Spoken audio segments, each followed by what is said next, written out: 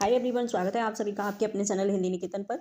तो जैसा कि आप जानते हैं, आपके अपने चैनल हिंदी निकेतन के माध्यम से शिक्षक भर्ती से रिलेटेड कोई भी महत्वपूर्ण अपडेट होती है या फिर टीआरई 1, 2, 3 से रिलेटेड कोई भी महत्वपूर्ण अपडेट होती है, तो सबसे पहले हमारे एक्सपर्ट के माध्यम से आप तक पहुंचाई जाती है।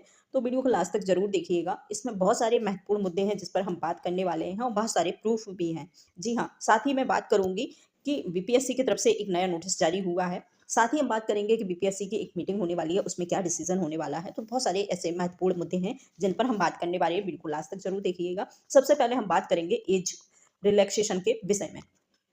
जी हाँ, कहीं ना कहीं आपको पता है, एज रिलैक्सेशन का जो मामला है बहुत दिनों से चल रहा है। सेकंड जो टीआरई 2 का एग्जाम हुआ था, उसमें एज रिलैक्सेशन दिया था, बट किसी वजह से बीपीएससी में मतलब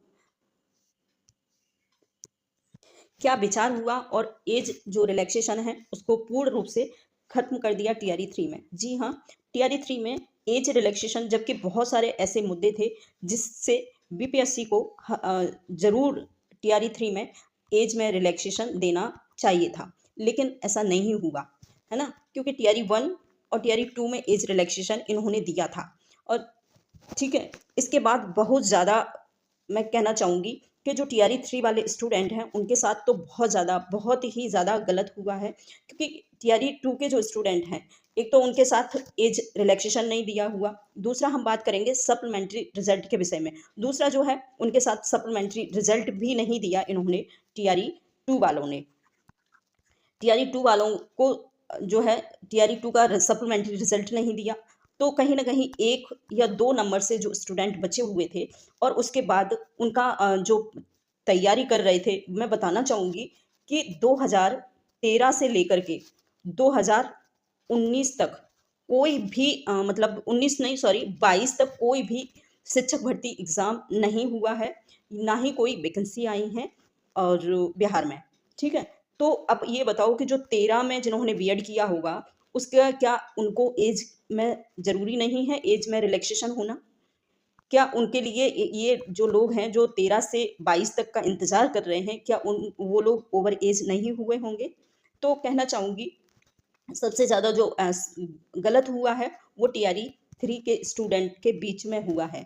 क्योंकि टीआरई 2 वाले अगर उनका सप्लीमेंट्री रिजल्ट निकाल दिया जाता तो ऐसा शायद नहीं होता। ठीक है, क्योंकि 1 या 2 नंबर से वो लोग कहीं ना कहीं छूट गए। दूसरा, उनको एज में रिलैक्सेशन नहीं दिया। तीसरा, उनको 5 अटेम्प्ट जो वो मांग रहे हैं, इतने दिनों से उस पर धरना प्रदर्शन चल रहा है 5 अटेम्प्ट का, वो भी नहीं, 5 अटेम्प्ट भी नहीं दिया है। तो कहीं ना कहीं मैं कहना चाहूँगी कि जो टीआरई 3 के स्टूडेंट हैं उनके साथ बहुत ज़्यादा बीपीएससी ने गलत किया है।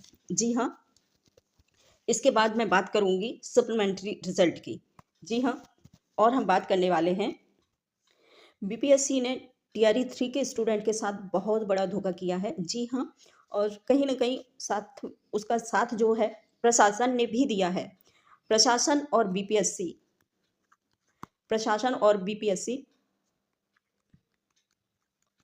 दोनों ने ही टीआरई 3 वाले स्टूडेंट के साथ बहुत बड़ा धोखा किया है। साथ ही में उन्होंने एक बार भी नहीं सोचा कि जो स्टूडेंट 1 या 2 नंबर से नहीं रुक गई हो, उनका एग्ज़ाम नहीं क्लियर हुआ है, तो टीआरई 3 में उनको मौका नहीं दिया जाएगा तो वो कहाँ जाएंगे, है ना। तो ये एक बार भी नहीं सोचा बीपीएससी ने, ना ही प्रशासन ने। तो इसका बहुत ज़्यादा मतलब मांग हो रही है। एक वीडियो मैंने शेयर किया था, उसमें हमने ट्वीट के माध्यम से बोला था कि आप ट्वीट कर सकते हैं, जिसमें आपको 5 अटेम्प्ट और एज रिलैक्सेशन का जो कैंपेन चल रहा था, उसमें आपको ट्वीट करना है। तो शायद कुछ स्टूडेंट ने किया भी होगा। अब हम बात करेंगे अ, जो है सप्लीमेंट्री रिजल्ट के विषय में। 2 अप्रैल को आपको पता होगा, 2 अप्रैल को बीपीएससी के जो कार्यालय है वहाँ पर बहुत बड़ा आंदोलन हुआ है, बीपीएससी के कार्यालय के सामने। और जहाँ पर बहुत सारे अभ्यर्थी जो हैं उन्होंने उस आंदोलन में भाग लिया है। जी हाँ, तो मैं कहना चाहूँगी, जो टीआरई 1 में अगर उन्होंने सप्लीमेंट्री रिजल्ट दिया था, तो टीआरई 2 का भी सप्लीमेंट्री रिजल्ट आना चाहिए, जिससे कि कोई ना कोई जो स्टूडेंट हैं उनको एज में रिलैक्सेशन नहीं दिया, 5 अटेम्प्ट में उनको नहीं दिया है, 5 अटेम्प्ट नहीं कर पाएंगे। तो जो मान के चलो कि जो स्टूडेंट है 1 या 2, 3 नंबर से कहीं ना कहीं उनका एग्ज़ाम क्लियर नहीं हुआ है, तो वो स्टूडेंट कहाँ जाएंगे, है ना। तो ये तो सोचने वाली बात है। इसके बाद या फिर बीपीएससी एज में रिलैक्सेशन दे, या फिर 5 अटेम्प्ट करे या फिर उनको सप्लीमेंट्री रिजल्ट दे। दूसरी बात है डोमिसाइल, बहुत सारी ऐसा है कि कहीं भी जो डोमिसाइल है वो सिर्फ जो यहाँ पर लागू नहीं होता है, बाकी सारे के सारे बहुत सारे ऐसे वो स्टेट हैं जहाँ पर डोमिसाइल लागू होता है और कहीं ना कहीं उन अभ्यर्थी वहाँ के जो मूल निवासी हैं वहाँ के अभ्यर्थियों को बहुत बड़ा फायदा होता है, क्योंकि अगर पूरे ऑल ओवर इंडिया से स्टूडेंट एक भर्ती में पहुँच जाएंगे तो सोचो एक से एक मतलब कहना चाहूँगी इंटेलिजेंट स्टूडेंट होते हैं।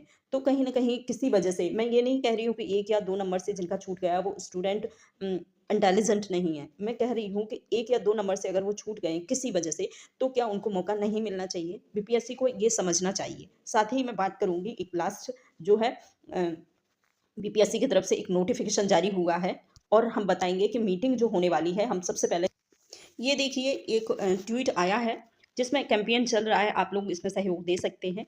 यहाँ पर लिखा हुआ है, यदि अभ्यर्थी याद रहे कि जिन्हें बिहार की याद नहीं, उनको आपको भी याद करने की ज़रूरत नहीं है। जी हाँ, डोमिसाइल नहीं है तो वोट नहीं है, सिर्फ नोटा ही दबेगा। ठीक है? अपने हक की आवाज़ उठाएँ। जी हाँ, यहाँ पर कैंपेन चल रहा है तो आप इसमें अपना भाग दे सकते हैं, अपने भाग ले सकते हैं। साथ ही ट्वीट कर सकते हैं डोमिसाइल के लिए और सप्लीमेंट्री रिजल्ट के लिए। ठीक है? इसके बाद हम एक और दिखाएँगे न्यूज़। यहाँ पर आप देखेंगे ये है आधिकारिक वेबसाइट बीपीएससी की और यहाँ पर एक नया नोटिफिकेशन जारी हुआ है और आप देख सकते हैं। ठीक है, तो इस नोटिफिकेशन के विषय में भी देखेंगे और देखेंगे कि किस विषय पर ये नोटिफिकेशन जारी, ये आप देखेंगे नया नोटिफिकेशन जारी हुआ है बीपीएससी की तरफ से, जिसमें लिखा हुआ है विज्ञापन संख्या 25/2024 विभाग शिक्षा विभाग के अंतर्गत प्राथमिक विद्यालय में प्रधान अध्यापक के रिक्त पदों पर नियुक्ति हेतु ऑनलाइन दिनांक 1/3/2024 को प्रकाशित विज्ञापन के लिए ऑनलाइन आवेदन भरने की अंतिम तिथि 2 अप्रैल 2024 को विस्तारित करते हुए और 10/4/2024 तक निर्धारित की जाती है। पूर्व प्रकाशन विज्ञापन के अन्य शर्तें यथावत रहेंगी। जी हाँ, तो कहीं न कहीं जो लोग अपने प्रधान अध्यापक में अपना फॉर्म फिलअप नहीं कर पाए हैं, तो उनकी जो आवेदन की डेट है, वो एक्सटेंड हो चुकी है। जी हाँ, आप 10 अप्रैल तक आप अपना आवेदन कर सकते हैं। जी हाँ, तो जो लोगों ने अपना आवेदन नहीं किया है, जल्दी से जल्दी अपना आवेदन कर लें और साथ ही जो लोग चैनल पर नए हैं, चैनल को सब्सक्राइब करके बेल आइकन प्रेस कर लें। तो धन्यवाद।